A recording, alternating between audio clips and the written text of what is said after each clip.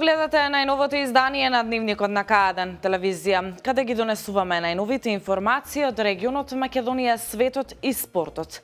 По настаните кои го одбележаа денот се враќаме веднаш, останете со нас. Реконструкција на 750 километри регионални патишта во наредните 4 години, најави директорот на јавното претпријатие за државни патишта Зоран Китанов. Еколошкото друштво Екоживотот Кавадарци покрена акција за обезбедување на соларни колектори за топла вода за социјално ранливи домаќинства. Започнаа подготовките за одржување на манифестацијата Недела на виното Свети Трифун 2018.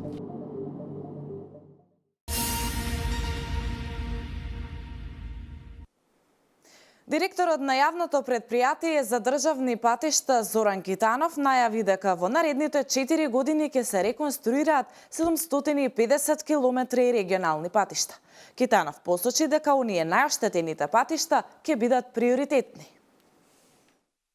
Реконструкција на 750 километри регионални патишта во наредните 4 години најави директорот на јавното претпријатие за државни патишта Зоран Китанов.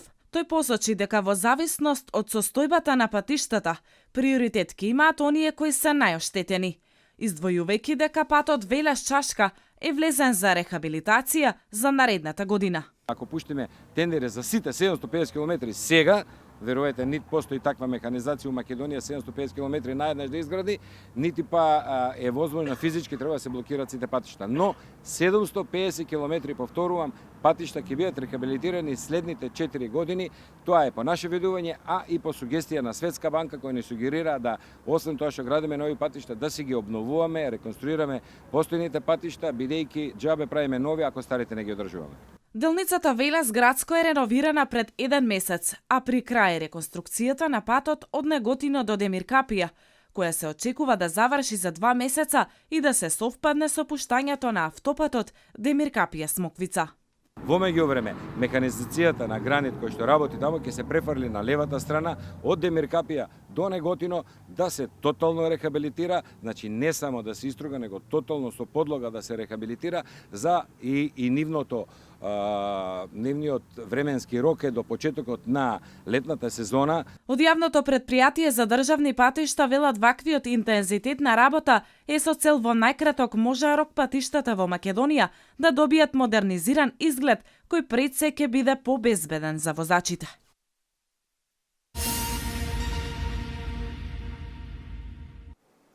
Министерството за труд и социјална политика постои за да им се помага на семејствата кои имаат потешкоти во обезбедувањето на средства за екзистенција. Во зависност од категоријата во која спаѓаат се одредува и висината на паричната помош. Појаснува Јагода Димовска, социолог во Центарот за социјална работа Велес.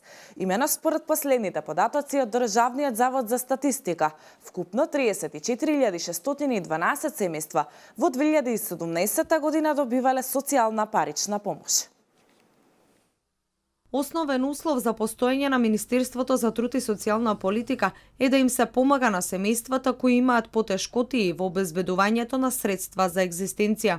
Според условите во кои што се наоѓаат, постојат неколку категории. Во зависност од категоријата во која спаѓаат се одредува и висината на парична помош. Корисници на социјална парична помош невработени се околу 1200, корисници на постојана парична помош се околу 381, корисници на нега се околу 1257, корисници на детски додаток се околу 250, посебен додаток се околу 300 и нешто, 350, толку сте точната бројка. За разлика од минатите години, сега постапката за поднесување барање за паричен надоместок е многу поедноставна и олесната. Сепак, додава Димовска, ние како служба сме секогаш на услуга на граѓаните. Ако порано се поднесуваа документи во хартиена форма, сега се поднесува барање само со лична карта, а исклучиво за нега со соодветна медицинска документација. За сето друга ние ги добиваме со работка преку институциите. Така тоа во тој дел е далеку олеснето. Според последните податоци од Државниот завод за статистика, вкупно 34.612 семејства годинава добивале социјална парична помош. Споредено со изминатата година, бројот на овие семејства е драстично зголемен.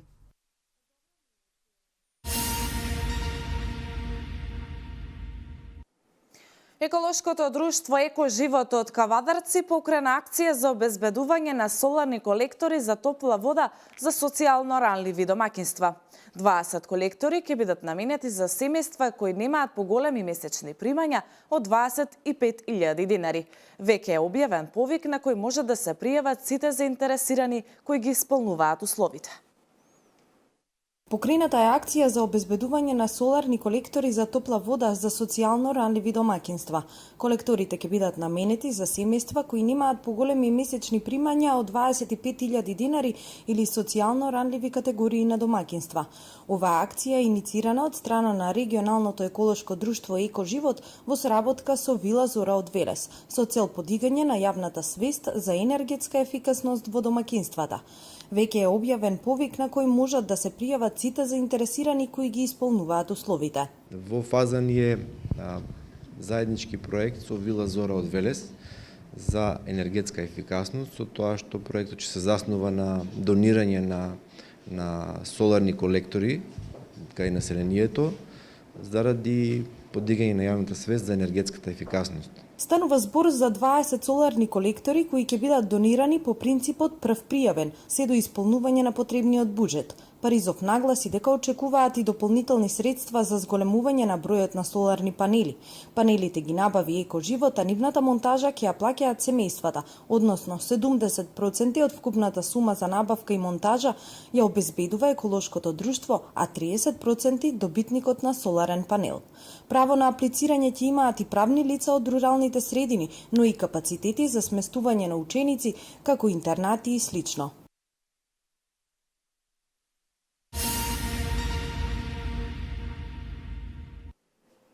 Според податоците на Државниот завод за статистика, бројот на туристите во ноември 2017 година изнесува 50.869, а бројот на ноќевањата изнесува 115.749.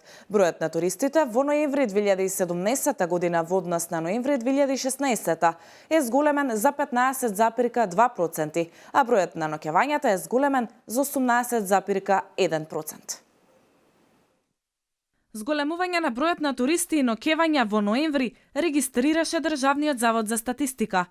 Во ноември Македонија ја посетиле 50.869 туристи, што е зголемување за 15,2% во споредба со истиот месец во 2016 година. Зголемување за 18,1%, имајќи бројот на ноќевањата, кои во ноември изнесувале 115.749. Подрастично зголемување има кај бројот на странски туристи, односно во ноември нивниот број е зголемен за 24,5% во однос на ноември 2016 година, а бројот на домашни туристи е зголемен за 1,3%.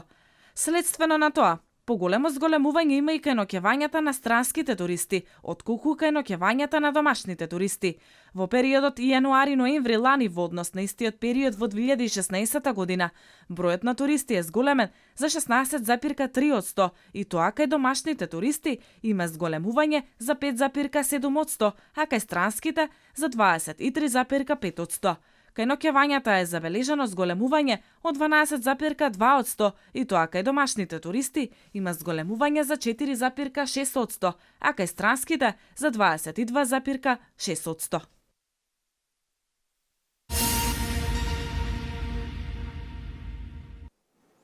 Започнаа подготовките за одржување на манифестацијата Недела на виното Свети Трифун 2018 година.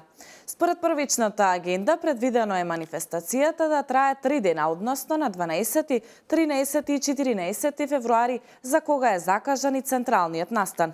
Годинава има голем број новини, а нема да изостанат и другите настани кои во минатите години беа карактеристични за оваа манифестација со главен акцент на виното.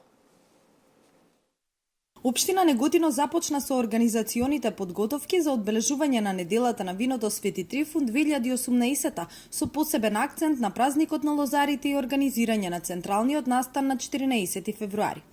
Во присуство на представници на локалната самоуправа, лозари, винари, енолози, здруженија на граѓани, образовни установи, фолклорни друштва и други, во големата сала на општината се одржа првиот состанок на кој присутните беа запознати со изготвената предлог програма за одбележување на Свети Трифун, при што и самите имаа можност да дадат прелиминарни забелешки и предлози. Годинава оваа манифестација предвидено е да трае 3 дена со бројни активности кои ќе се одржуваат на 12, 13 и 14 февруари. Општина Неготино за оваа година предложи спроведување на повеќе нови проекти во рамки на манифестацијата, меѓу кои одржување едукативен настан поврзан со виното и грозието, винотерапија и унапредување на можностите за користење на виното во козметичката индустрија, организирање на дводневна работилница на ракотворби за вино, декорации на маси за вино и работилница за подготовка на храна, како и отворање на ликовно-копаничарско ателје за креирање препознатлив експонат, а нема да изостане и традиционалната копаничарска изложба. Главна новина која се предлага од општина Неготино, а во зависност од временските услови, е тоа што на самиот ден на одбележување на Свети Трифун на 14 февруари на градскиот плоштад програмата да започне предпладне и да трае целодневно. Како дел од одбележувањето ќе бидат застапени и други настани кои во минатите години беа карактеристични за оваа манифестација со главен акцент на виното. Од општина Неготино во следниот период очекуваат поголема заинтересираност токму од винариите, од угостителите и од останатиот приватен сектор, од кои се очекува да дадат значаен придонес во севкупната организација за оваа манифестација.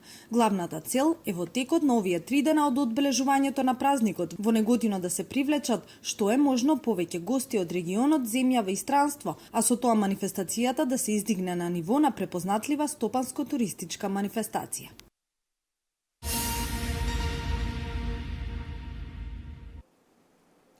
Генералниот секретар на НАТО Јанс Столтенберг престојнава недела ќе дојде во дводневна посета на Македонија на 17 и 18 јануари.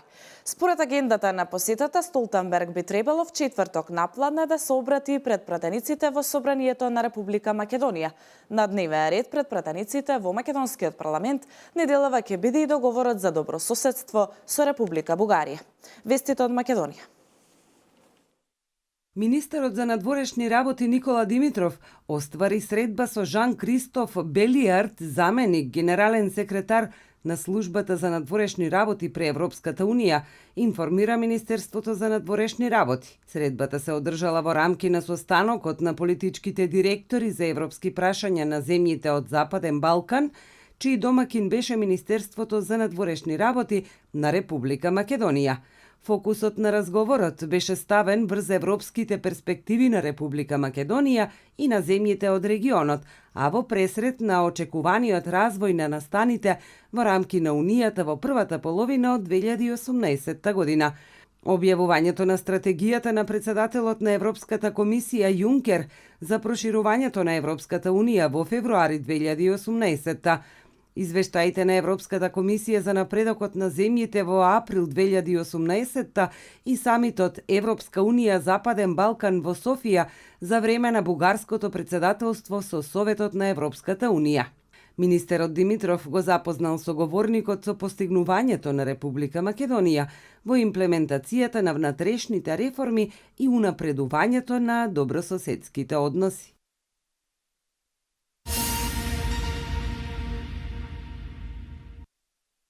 Царинската управа во месец декември 2017 година до надлежните јавни обвинителства поднесе 7 кривични пријави против 7 физички и 7 правни лица. Кривичните пријави се поднесени поради постоење на основано сомнение за сторени кривични дела, повреда на права од индустријска сопственост и неовластена употреба на туѓа фирма и царинска измама. Од нив 3 кривични пријави се поднесени против 3 правни лица и 3 физички лица, поради постоење на основано сомнение дека сториле кривично дело повреда на права од индустријска сопственост и неовластена употреба на туѓа фирма, односно неовластено увезле производи што се предмет на заштита на правата од индустријска сопственост, со намера да измамат купувачи. 4 кривични пријави се поднесени против 4 правни лица и 4 физички лица, поради сомневање за сторено кривично дело царинска измама, информираат од Царинската управа.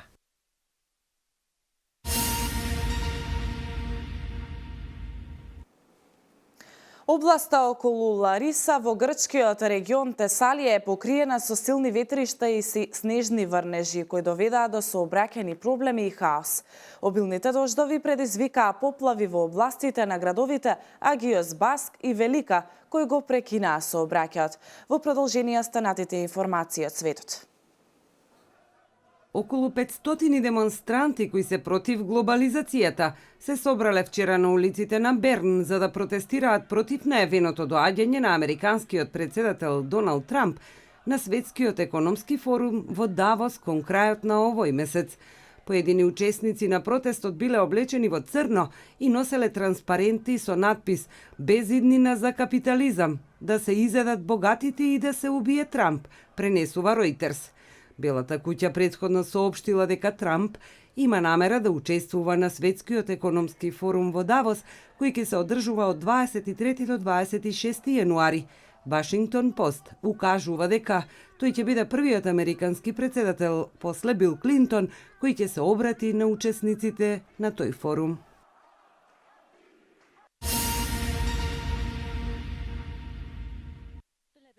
Израелската војска соопштила дека го уништила тунелот кој го изградила екстремистичката организација Хамас и кој се простираше од палестинскиот појас Газа преку територијата на Израел се до Египет, пренесува Associated Press.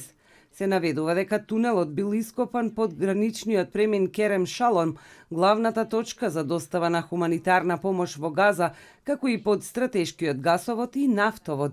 Портпаролот на израелската војска навел дека нејзините борбени авиони погодиле дел од тунелот, а дека потоа со софистицирано оружје го уништила остатокот, како и тоа дека војниците веќе некое време ја следеле изградбата на тунелот, наведувајќи дека постоела непосредна опасност од напад на Израел од него.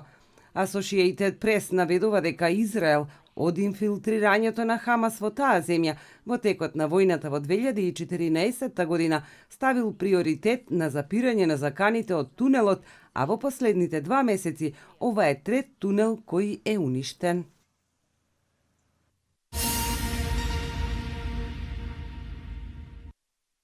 Во врска со навредливата изјава за африканските и некои централноамерикански држави на американскиот председател Доналд Трамп, извор од Белата куќа тврди дека едноставно го рекол тоа што многумина го мислат, а не смеат да го кажат наглас.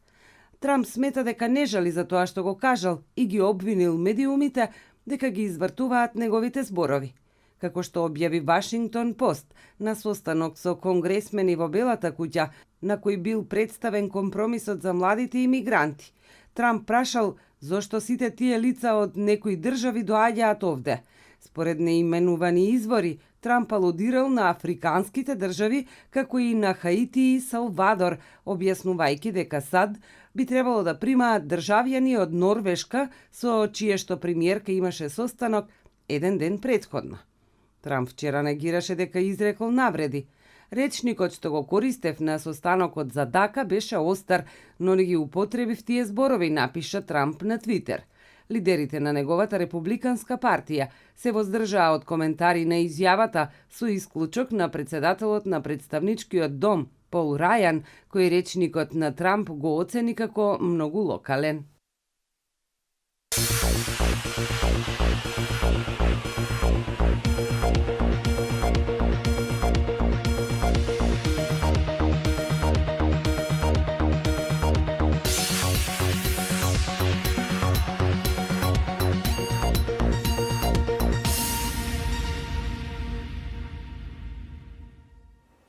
Поради спуштање на студен воздух од север, денес и утре ќе има локални врнежи од дожд кои понекаде ќе преминуваат во снег и на некои од пониските места. На планините, особено на запад и на исток, врнежите ќе бидат од снег. Најмалку врнежи ќе има во централните делови од земјава. Појава на врнежи ќе има и во вторник, но само во крајните западни делови. Поинтензивни врнежи претежно од дожд се очекуваат во среда, од средината на денот и особено во западните делови, каде што врнежите во текот на ноќта ќе бидат од снег. Ќе дува засилен југозападен ветер. Почитувани со Мето информациите, го завршуваме дневникот. Ви благодарам за вниманието и останете и понатаму со програмата на К1. Од мене пријатно.